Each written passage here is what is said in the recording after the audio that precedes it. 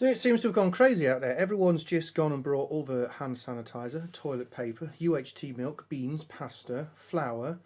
Now, I generally actually do use hand sanitizer because I ride my motorcycle, and if I'm out and about in the summer months and I want to stop for a bite to eat, it's nice to just have something to sterilise my hands with before I start putting sweaty gloves that have been, you know, your hands get a right mess when they're just in bike gloves all day long and you're stopping and looking at stuff. It's nice to just not eat the feculence that's occurred under your fingernails. But you know, I'm kind of curious. The people who buy all the UHT milk and pasta and the flour and the beans. Well, you know, I'm kind of reckoning that the people who brought all this flour have probably never baked anything in their lives, and the people who brought the pasta probably don't ever eat anything other than McDonald's half the time. And as for the hand sanitizer, it's almost like people have gone, holy fuck, I can actually wash my hands? I've never realised. My hands, I can wash them? Well, then you got to wonder, you know, if they're just thinking, oh, I've got hand sanitizer on my hands. I see, I'm immune to coronavirus. I'll put it on at 8 o'clock in the morning before I leave the house. And little Johnny and his snotty-nosed little fucking sister, when they come home after licking the bastard windows on the bus all day long, I'm fine. I'm immune because I had hand sanitizer on my hands this morning. But anyway. So going around the house, realistically, I'm just thinking, in a true emergency situation, let's say you're completely fucking unprepared whatsoever, you don't have like long life foods, there's no electricity, there's no gas, so your frozen food and refrigerated food, you've got a couple of days and that's it, they're done.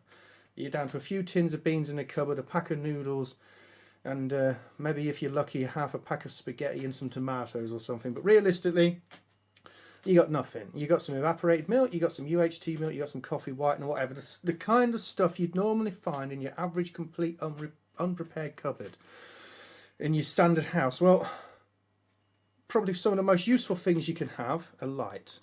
In this day and age, light. And this is just a little mobile phone portable power pack. Tiny little LED on here. It's not very bright, but I can assure you that puts out more light than a candle or two. And that, you could leave that on, it'll take about 6 months to run, that pack down off that little LED. And if you've ever sat in true darkness, and I don't mean your eyes will adjust, it's a bit dark out kind of darkness. I mean, as in there is no night, and you get nights like that. People who live in towns, maybe not so much nowadays with the street lighting, but it's still, you know, they're in their houses, they're lit, the telly's on there, they're not actually out and about in the true darkness. I grew up in the countryside. I tell you now, there are even nights where you cannot see your hand in front of your face when you're outside all night long. There is no moon, there's no street lighting, there's nothing. It is pitch black, and that is the difference, being able to just walk somewhere and literally being stuck, not even able to tell the difference where the road ends and the ditches begin. Something like this, it's a more powerful torch, but the problem with it is it drains batteries quick. You'd have to have a large stack of batteries to keep this going. And the things with torches are, you know, let's say civilization has completely broke down and everyone has become cannibals fighting over the last few remaining toilet papers. When you can see with a torch, people can see you an awful lot more than what you can see. If I stand outside on a dark night and shine this, it's going to light up a few meters in front of me to some amount, and I might be able to catch, you know, outlines of buildings and stuff, maybe 10, 20 metres away. People 100, 200 metres away in true darkness will be able to sort of hone in on that, their vision, that will attract their vision, and they'll be like, someone's over there, they're walking about in the dark, they've got a torch. I don't have a torch, I'm confident in the dark. I'm big, I'm muscular, I'm covered in hair, and I'm hungry for human flesh. They're scared, they're alone, they've got a torch. They're my victim. Torches are like tracer bullets. They work in both directions. But let's say it hasn't come to that yet and you just want to make yourself a cup of tea. Well, methylated spirits. First of all, this is handy because it can be used as hand sanitizer. It is just pure alcohol. Admittedly, hand sanitizer is generally isopropyl alcohol, which if you got yourself a few tins of cheap contact cleaner happen to be lying around in the garage, that's also isopropyl alcohol to some extent. Let's just say you got yourself some coffee whitener or powdered milk or some evaporated milk or even some UHT milk, and it's not gone shit yet, or it's the middle of winter so it's kind of staying fresh, and you've got yourself some water, but you want to heat your water up, you filtered it, it looks relatively clean, but you want to boil it. What have you got? Well, if you're fortuitous enough to keep well stocked up on camping equipment like myself, and you have yourself these little portable fuel blocks. These can be used as hand sanitizers. They're just alcohol with some kind of, it's like calcium, it's not calcium carbonate, it's calcium something else. Basically it just absorbs the alcohol and turns into a thick jelly. You've got your fish smelling hexamine, you've got your trioxane, you got yourself your little burners. That takes some more of these. But I quite like this one because it has this little thing in it and you can pour liquids into it. You can use any kind of fuel in this. Let's say you don't have yourself any camping equipment, but you found yourself some flammable liquid. You got yourself some methylated spirits and you really just want to heat some water up. Well, look around. Lid to a jam jar. Have you got one of these little Vaseline lip balm things? You know, dry lips. That's the most important thing to get rid of in the apocalypse. You got yourself a little tub of wintergreen or anything metal. You got yourself some tins off an old egg custard or something. You just need to, you don't want to fill it because meths creeps up. A lot of flammable fluids generally creep when they're burning. So, you know, give yourself a bit of a gap. And you want it on top of a surface. So, you know, you'd on top, maybe you've got your grill out your oven. You put your grill down, or you've got your baking tray or something. You want something that you can put it in. It needs to be nice and stable with no danger of being knocked over, and then you can put it on top. So for instance, like your standard cooking tray in your oven with your removable metal grid that you can clean, you could put this under the grid. Your grid would go on top of it, your saucepan goes on top of your grid. It's nice and stable. The heat can't get through to the material underneath, and even if it does spill, it's just going to contain itself within that metal baking tray in your oven. But then it asks the question, how long does it take to boil a pan of water using a non-standard means? So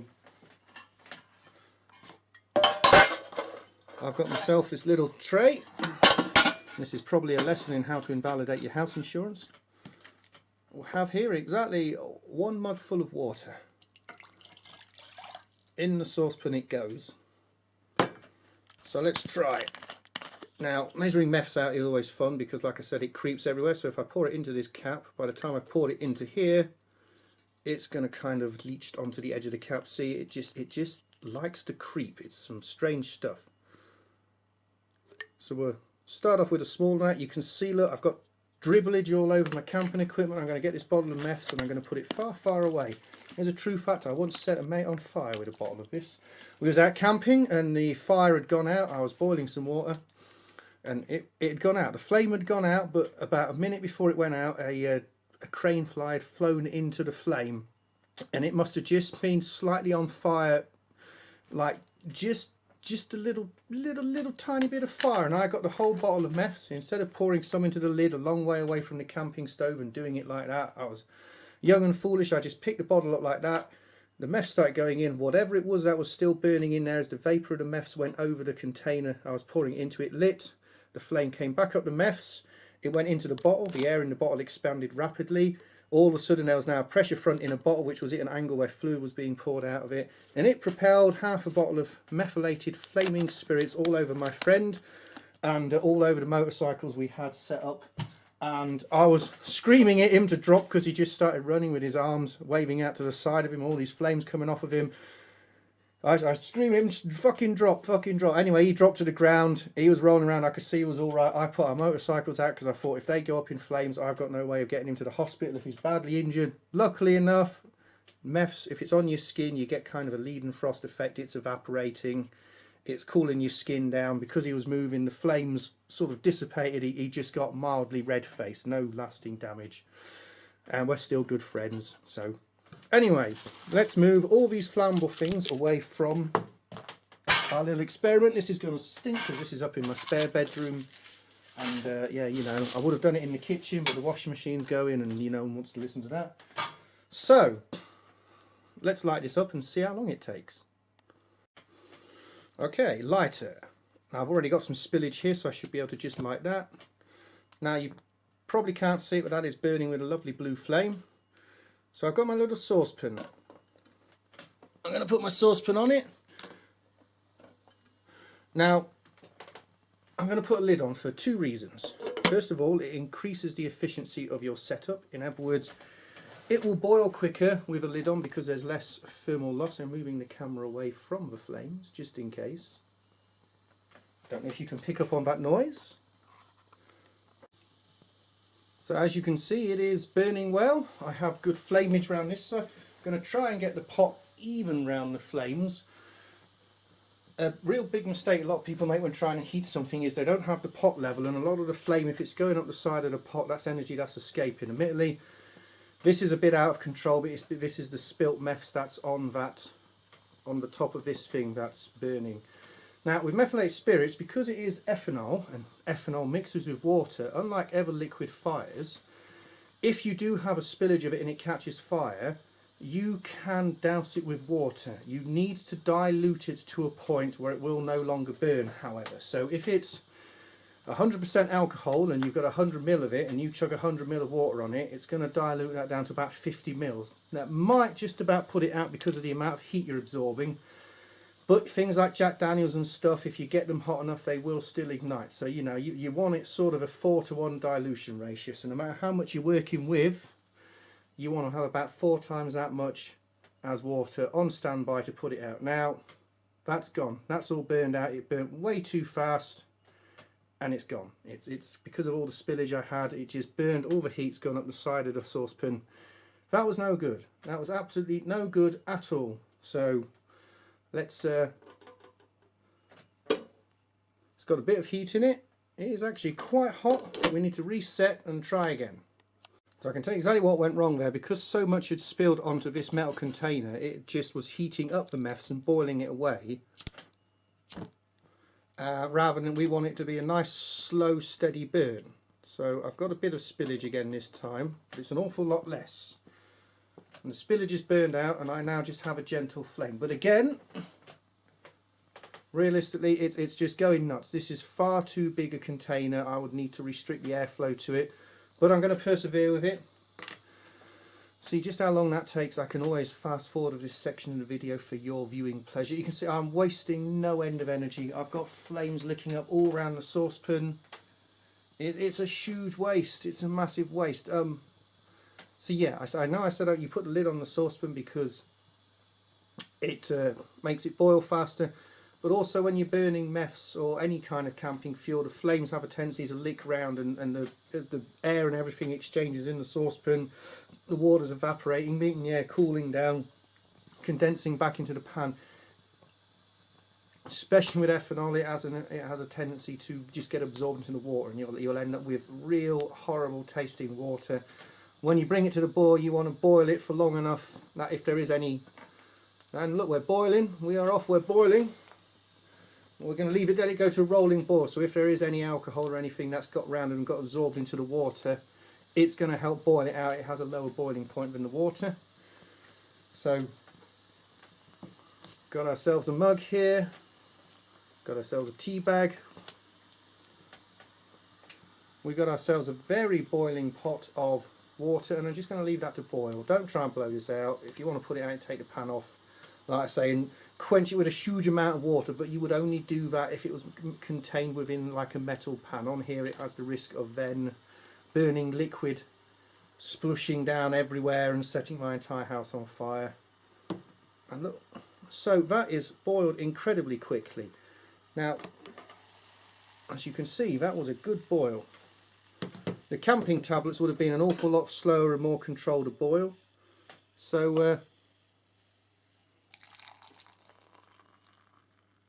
and there we go. It's the end of the world. Everyone's out eating each other. There's no loo roll left. There's no hand sanitizer left, which can be used as camping fuel, by the way. Your torch has gone flat and you don't want to use it, but you've got yourself your little power bank, so at least on those really dark nights you're not just screaming into the darkness, and when you're taking a shit you can at least see what's got stuck under your fingernails. But yeah, with a few things around your household, you know, that's the kind of thing, if you do have some spaghetti, you can boil some water up to cook some spaghetti. But more importantly, you know, if your water, never drink water that looks dirty, but if it looks clean, if it at least looks like it doesn't have any dead animals in it, it doesn't have flies in it, it's nice crystal clear water without stuff floating in it, filter it, you can bring it to a rolling boil, and it has to be boiled. You want to boil it for a good 5 minutes or so. You don't just want to quick boil it. But you can get water, you can survive post-apocalypse. You're just going to have to change the way you live and probably get used to the taste of human meat. But I'm going to drink my mug of tea. Hopefully it won't taste like shit. And yeah, anyway, thanks for watching and catch you next time. And enjoy this stuff, because you never know, in 6 months' time you might be just using your little fingers and trying not to lick your nails afterwards, which, yeah, nice.